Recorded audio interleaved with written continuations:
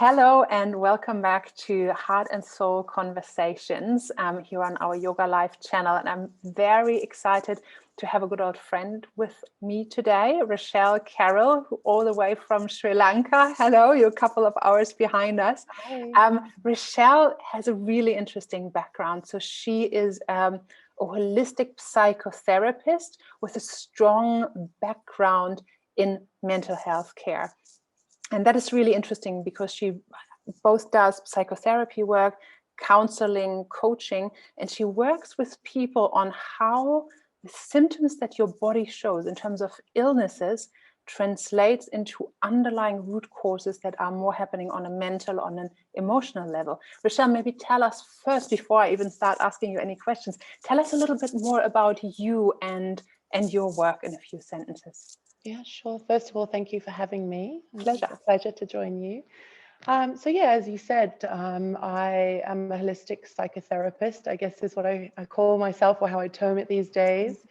I've had a long background working in mental health social work in Australia, and with that sort of very allopathic medical model of mental health treatment and care. What I felt after years of doing that was that it was very much a band-aid sort of solution in terms of really being able to help people with what was happening for them. And I then came to thinking about how to address what was happening, and discovered holistic psychotherapy. I went back to uni and studied that for a couple of years, and here I am now working in that field. And I guess by holistic, I mean that sort of mind, body, spirit approach, rather than treating the mind and the body in isolation, which is what the medical model will often do. I've found in approaching my work that way that, we're more able to help people in a very real way and get to that sort of deeper soul psyche work that really seems to implement change for people. Fantastic. And I'm really excited to talk to you about this. I've never really shared this here on the channel, but as a little kid, for years and years, I had very severe asthma, to the degree where I myself, as like 5-year-old, thought I was going to die. And I remember saying to my mom, I wish I could have just one last long, really deep breath, and then I don't care if I die. It's really weird to say that as a little kid.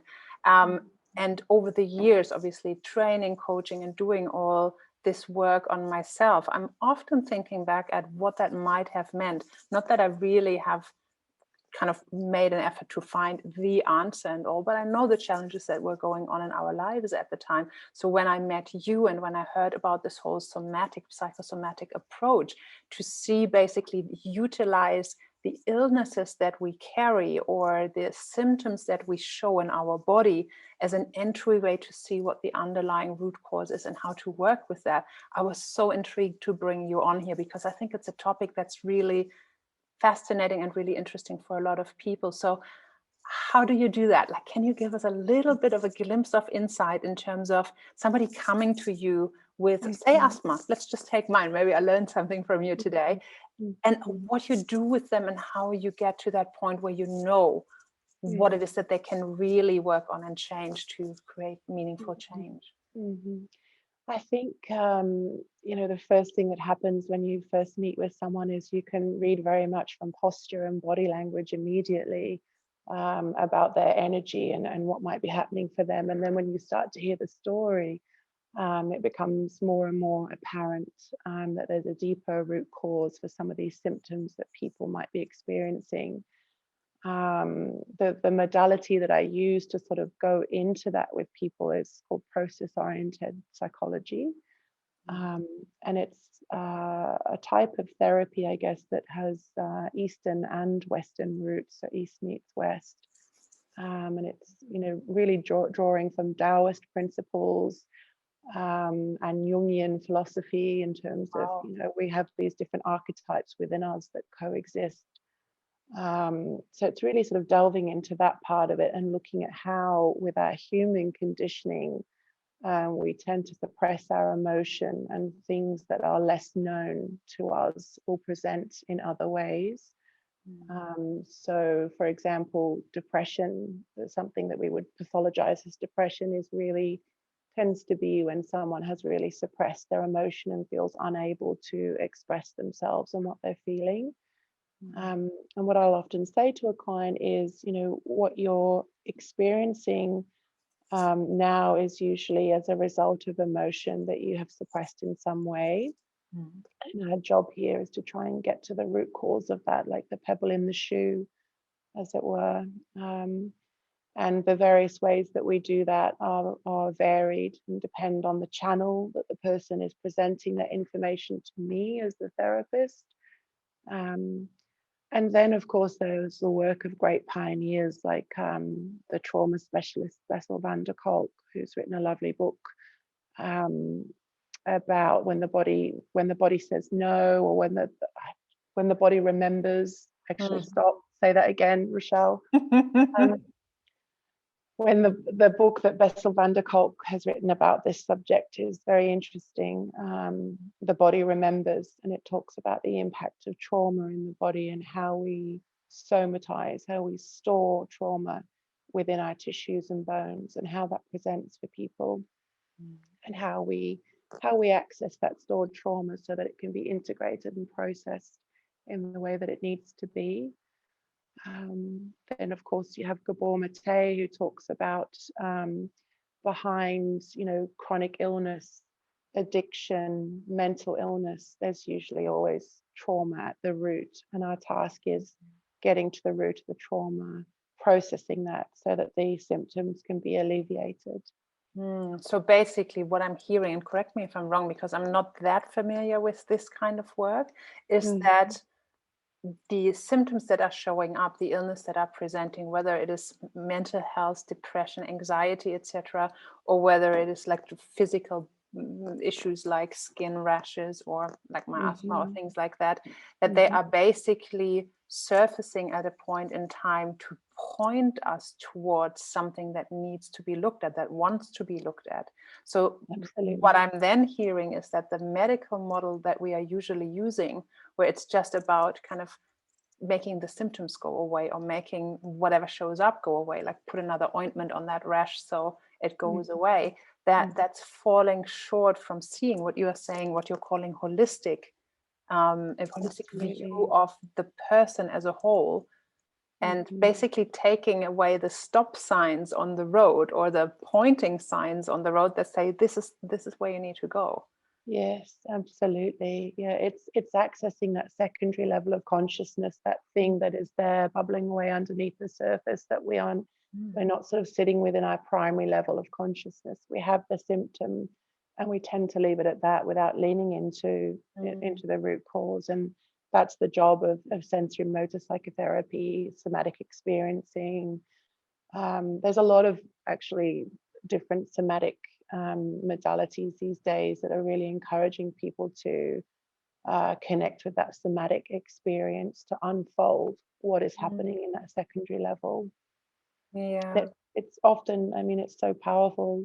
Even the simplest, just a few minutes spent on unpacking a symptom can lead to very big breakthroughs for people.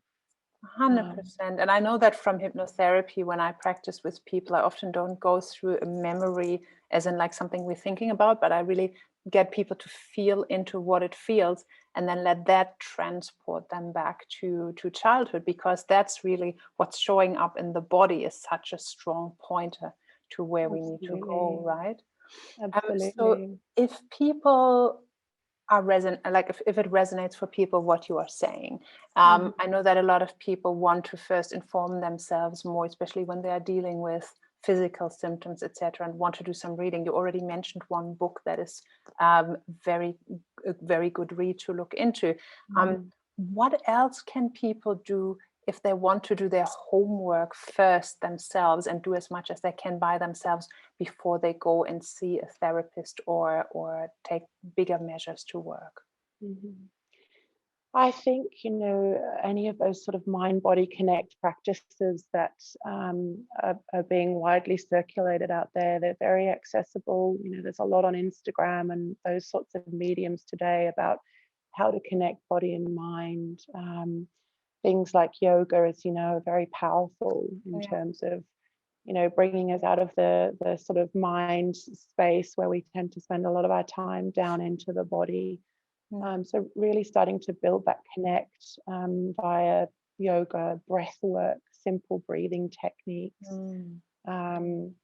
very simple things like sitting with the hand on the heart and really connecting with what emotion you're feeling in that moment, where you feel it in your body, and what it is that you need in that moment to bring soothing and regulation to that part of self. I think even just those very simple things can help to connect people with that there's something deeper going on here. And that's where the therapist that can then come in and explore that territory with them in a really sort of safe container. Because of course that is the thing with trauma, it's suppressed often with good reason. And it's really important, I think, to feel held and have someone who can walk that path with you in a very safe way. And I always sort of encourage people thinking about it to do their homework around working with a trauma-informed therapist if there's been something very big happen in their lifetime in particular, so that knowledge and skill base is there to hold you in that process. And as I said earlier, Gabor Mate, Bessel van der Kolk, they've both written really sort of user-friendly books for the layman on how the body holds trauma, how we see this present itself in our daily lives. The one that Gabor has written that I really love is called When the Body Says No. That's a really amazing book, a very easy read and really informative. And he also has a lot of work on YouTube, as do they all, in fact, around this stuff. I'm still kind of trying to find a way of getting him onto the show. Oh, I might luck. need a couple more views. He's a busy but man. It's definitely an aim, I know, but it would be amazing to interview him as well. So definitely that's like hashtag interview goals. That would be amazing. And Dr. Peter Levine, he's another chap who's really a pioneer in this area of somatic experiencing and really helping people to process things very somatically, because it is in fact where we store things. We are spiritual beings having a human experience, and this kind of mind-body container, we walk around with all of our experiences, and the aim is that they move through us and we learn and integrate as we go along. But when something causes overwhelm, it gets stored. And comes to a point where it causes this disturbance. And I think we're seeing a lot of that now. That is actually a really important point that you are making there. I can share from my experience, having run a yoga retreat center for a few years, and from my own personal experience when I first started doing yoga, that when I did yoga quite intensely for a couple of days in a row for the very first time, it brought to the surface a whole lot of unaddressed stuff. It wasn't so much trauma at that point, but more relationship issues, where I had stored so much pain and frustration and I guess stopping myself from speaking my truth in my body, that as I was doing yoga, it all came bubbling up to the surface. And I've seen that so many times, especially when people do yoga teacher training and do a lot of yoga every day, that it's a very emotionally intense experience. And like you were saying, you need a strong space to be held, and you need that container, somebody to know what they are doing in order to help you move through that. My question here is, how would I even know that I have trauma? Because I think a lot of us do know, say, a divorce or a big overseas move or big stuff like that in childhood, that would be clear trauma, or sexual assault or things like that. But I think often we're not even aware that something we have experienced would be labeled trauma in that context and is such a big deal. How will we know that? How do you find that out? That's a really good question, and a really important one, I think, because I come across a lot of people in my work who say, but nothing really bad has happened to me. And it's only when you start to dig down and delve a little deeper that these things start to emerge, where they can talk about childhood experiences and things that have happened. But it's also important to note that sometimes these things may have happened when, developmentally, before we were pre-verbal, as a very young child. We may not remember it consciously, however, it is still stored within. So, I think it's very easy to assume that we haven't experienced anything difficult, but I think even just general daily life can be difficult. What we're going through collectively at the moment with this global pandemic as well. I think it's easy for people to try and come from the space of gratitude and say, well, I have so much to be grateful for, nothing's really happened to me. But reality is we all have experienced trauma in some form. Birth in and of itself is our very first trauma often. Just that whole experience, which of course none of us remember, but that's the reality. If you are feeling some sort of disturbance, something is wrong. There's something that wants your attention. How, what sort of magnitude that has is irrelevant, really. What matters is what's true for you. And unpacking that to see, what is it that is the pebble in my shoe that I'm unable to sleep, or have poor relationships, or at the base of every symptom is a root cause.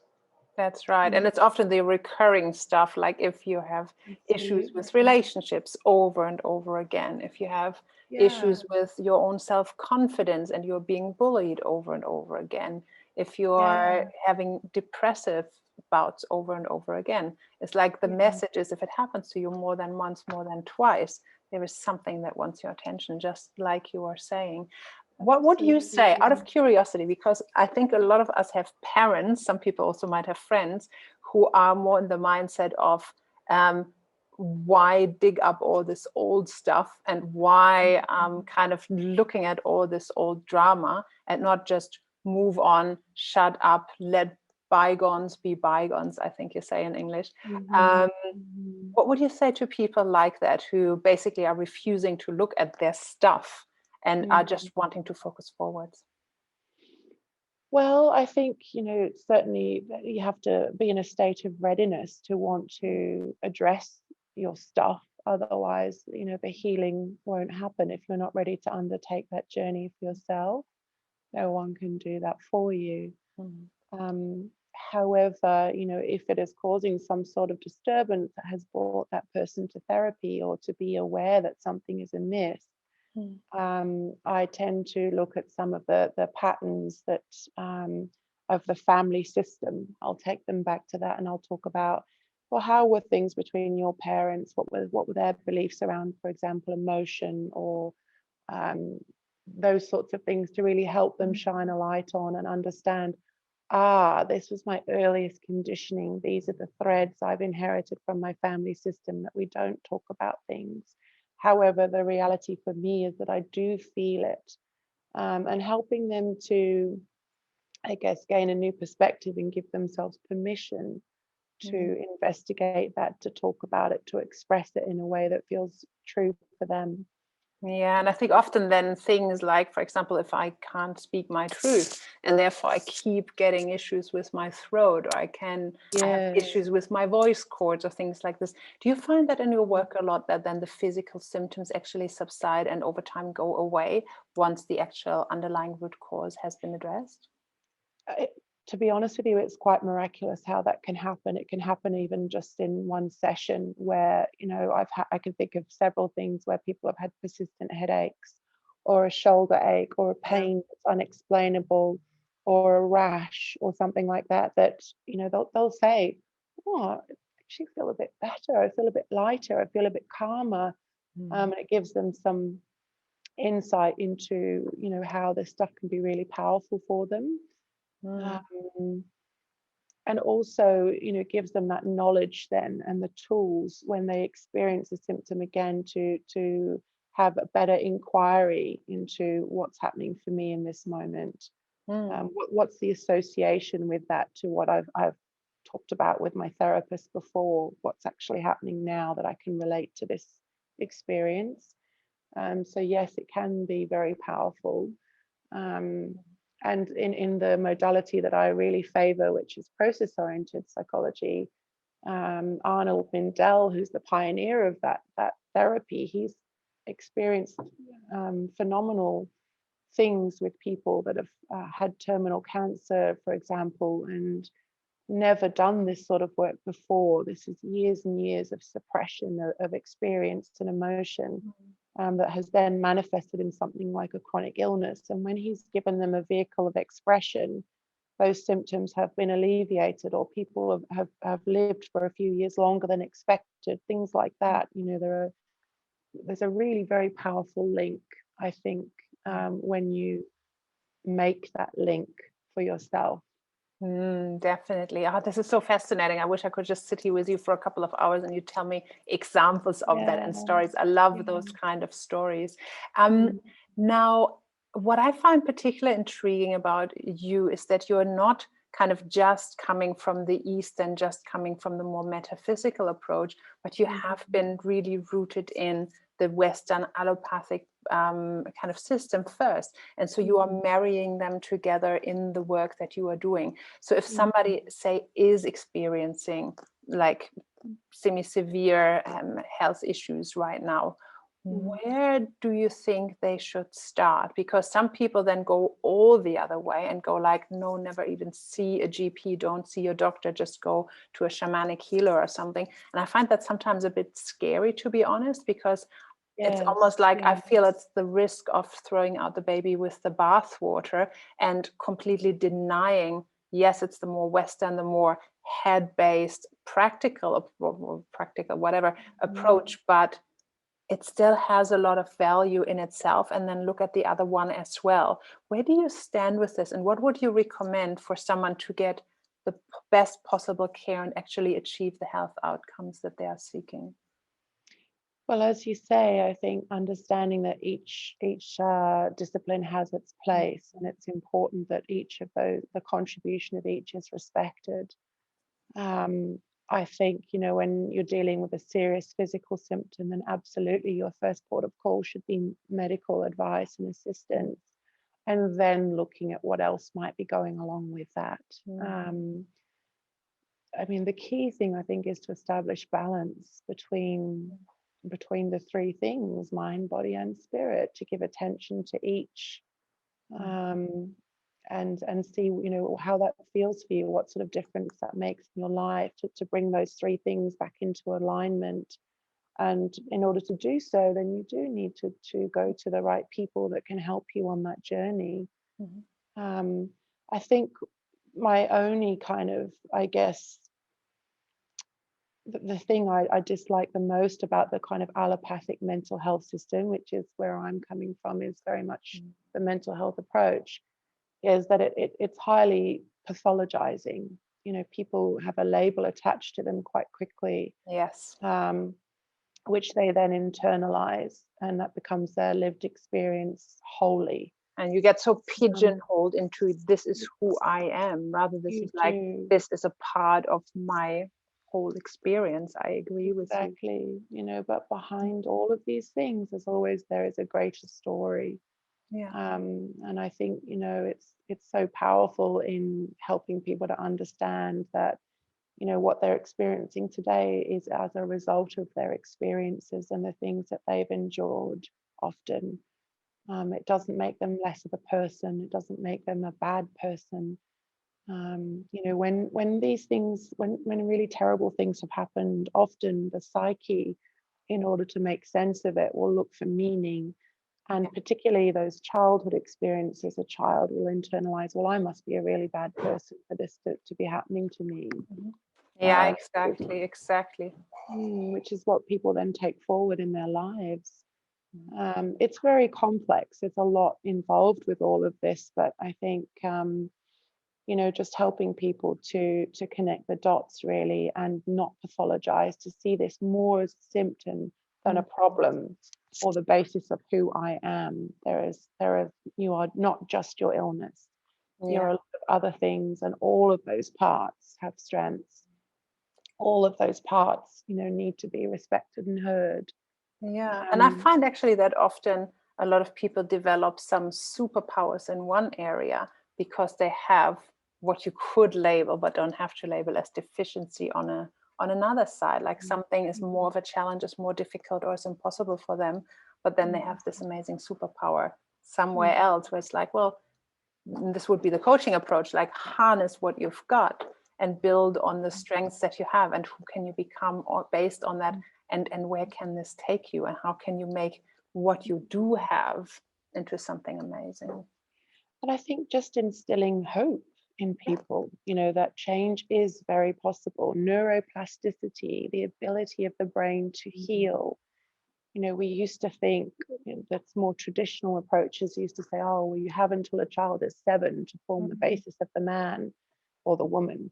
But we now know, that that's just simply not true, that, neural pathways can be reformed in just the same way as stroke victims. And they are all the time anyway. It's not even a thing that we doesn't happen and that we can make happen. They are reforming all the time anyway. So we can just as well do that deliberately and use that principle to our advantage rather than just letting it, float around and happen to us.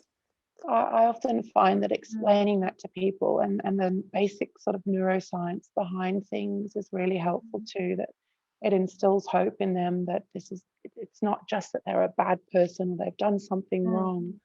It's a result of their conditioning, this survival mechanism that we get into, and that is changeable if you do the work. And I'll often use the analogy that we don't get a new body by going to the gym once. It's much the same with therapy. You need to flex that mental muscle again and again to formulate a new pathway, a new way of being. And then form new habits and form new routines, etc. And that can be really helpful. Oh, this is so interesting. That has been so fascinating. Now, Rechelle, if people wanted to work with you, I know that you, especially now during the pandemic and being in Sri Lanka, you are doing a lot of work on Zoom, right? So it's not impossible, even if people are in Australia or in Asia or so, to catch you. They don't have to come all the way to Sri Lanka to see you. How does that work? Like if I wanted to work with you tomorrow or next week maybe, how would that work? How can people get to you, and what can you help them do? Well, I've got several mediums that I use to advertise what I do. Instagram and my website, for example. I think Instagram in particular gives a really nice kind of overview of how I work, and also very easy to contact me via that medium. I have WhatsApp, of course, like everyone as well. So I just encourage people to contact me on WhatsApp. And I tend to offer a free call with people initially, just so they can have a good chat with me about what it is that they're looking for. And I can tell them more about me, and they can really feel into whether it feels like a good fit for them. And then we just go from there, really. I work with many time zones across the world. And I'm very comfortable working in this medium. I think a lot of us have had to adapt and do that these days. So yeah, very possible, and something that I do, on a daily basis. And time zones can always be worked with. That's something that people often think, oh gosh, how can we? But I mean, I have clients in America that are 13 and a half hours behind my time zone. So and we're probably like an hour or two in front of you, or a couple more, right? I think it's about 4.5 hours ahead of me. Okay. Anyway, but it's perfect. Sometimes that actually can really work to our advantage. I know that if I wanted to if I'm working full time and I want to do a session that's my later evening, I can catch you and this is still your work day. So that can actually work. And what we'll do, if you've been watching this and you have really enjoyed what Rechelle has shared and you resonate with her kind of work, in the comment section down below, we are going to leave her contact details as well as her social media and a little bit more information about her. And what we'll also do is we are going to write down later the books that she has recommended, and maybe another one or two that come to mind that deal with neuroplasticity. Like there's this book, The Brain That Changes Itself. I have forgotten the author, but I'm going to look it up, and we're going to leave that there as resources for you guys as well. So thank you so much, Rechelle. It's been fantastic having you. And we've already talked about having a couple more conversations. So I think we're going to record a few more videos with you over time. It's been a great pleasure having you. And thank you so much for being so generous with your time and your wisdom. Thank you for having me. Thank you. Okay, fantastic. Thank you.